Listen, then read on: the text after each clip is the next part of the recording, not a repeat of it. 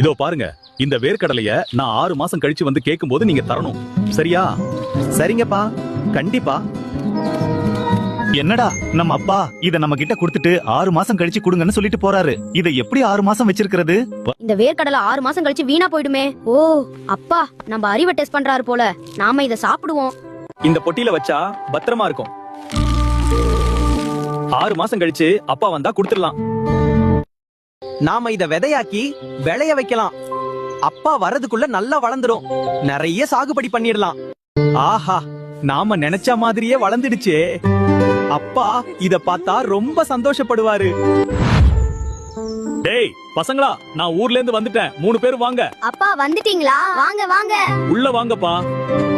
சரி வாங்க, உள்ள போகலாம். நான் ஊருக்கு போகும்போது உங்ககிட்ட கொஞ்சம் வேர்க்கடலை கொடுத்து நான் திரும்பி வரும்போது கொடுக்க சொன்னேனே, அதை கொண்டு வாங்க. பா, நீங்க கொடுத்த வேர்க்கடலைய நான் பத்திரமா இதுல வச்சிருக்கேன். இதோ பாருங்க. இது என்ன வீணாகி போயிடுச்சே. அப்பா, நீங்க கொடுத்த வேர்க்கடலை 6 மாசம் வரைக்கும் எப்படி இருக்கும்? அதான் நான் அப்பவே சாப்பிட்டேன். எப்படி என்னோட அறிவு?